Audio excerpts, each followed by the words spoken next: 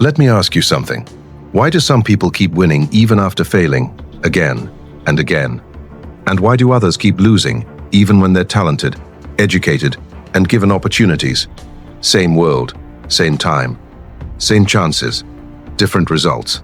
The difference is not luck, it's not intelligence, it's psychology and mindset. Today, you're going to learn the 3 mental laws that separate ordinary people from the top 1%. Let's begin. Law 1. Extremely strong internal motivation. During the war, the Korean army held prisoners in 2 very different prisons. The first prison looked easy. No tall walls, no electric fences, barely any guards. The second prison, 20-foot concrete walls, barbed wire, watchtowers, armed guards. Which prison had more escape attempts? Most people guessed the easy one, but most escape attempts came from the high-security prison. Why? Because it held leaders, officers, business owners, men with families, men with unfinished lives. They had something waiting outside. The low-security prison was filled with people who had nothing urgent waiting for them. No purpose, no fire. When your reason to win is weak, even an open door feels heavy. But when your reason is strong, even prison walls look temporary. Listen carefully.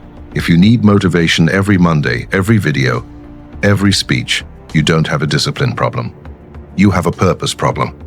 External motivation fades, but internal motivation, it wakes you up early. It keeps you moving when no one is watching. People who grow up with nothing think differently. They've felt hunger for real. For them, success is not a goal. It's survival. It's escape. That's why their mind is simple. No excuses, no backup plans. Just one thought. I have no other option. Now be honest with yourself. Are you chasing your dream, or what everyone else told you to want? Everyone says this career is safe. Everyone is doing this. That's not ambition. That's borrowed purpose. And borrowed purpose never lasts. Tonight, do one thing. Take a notebook. Write, why do I want to succeed? Then ask, why 3 more times? Until the answer hurts. That pain is your fuel. Now imagine 2 versions of yourself. One stays the same. Comfortable, distracted, stuck. You see where that road ends. Regret, wasted years. The other version, disciplined, focused, strong, financially independent. You don't escape your prison by wishing for freedom. You escape by becoming someone who cannot stay trapped. That was the first law. But motivation alone isn't enough. Even motivated people fail if they don't see themselves as winners. Law 2. Positive self-image. Every winner wins first in their mind. Let's talk about Elon Musk. As a child, he was bullied, beaten, hospitalized. Later, when he started building companies, the world laughed. Electric cars will never work. Private rockets are impossible. Then reality hit. Rockets exploded. Millions burned. Tesla was weeks from bankruptcy. SpaceX had one last launch left. He slept on factory floors. Worked 100-hour weeks. Most people would have quit. Elon didn't. He said, if this fails, I fail trying to change humanity. He didn't see himself as a businessman. He saw himself as someone responsible for the future. That self-image controlled his actions. Eventually, the rocket landed. The car worked. Because your self-image is louder than criticism, ask yourself, when you close your eyes, who do you see? A tired employee surviving weekends? Or a future leader building something meaningful? Big goals don't change your life. Who you believe you are does. Your actions always follow your identity. If you see yourself as average, you act average. If you see yourself as disciplined, you act disciplined. People don't fail because of lack of goals. They fail because they never change who they believe they are. The world treats you the way you treat yourself. But even with motivation and self-image, one thing decides whether you rise or collapse. Law 3. Self-control. Winners don't win just once. They keep winning, not because life is easier, but because when problems arrive, they know how to handle them.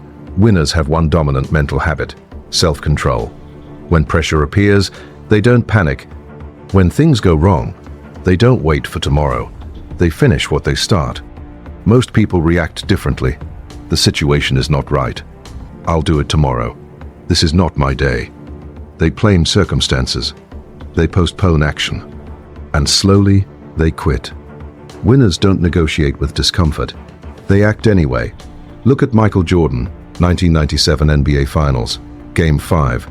The flu game. Jordan was sick, weak, dehydrated, barely able to stand. Most people would rest. But Jordan didn't. He focused on one thing. I have a job to finish. He played. He endured. He scored 38 points. And he won the game. That is not talent. That is self-control.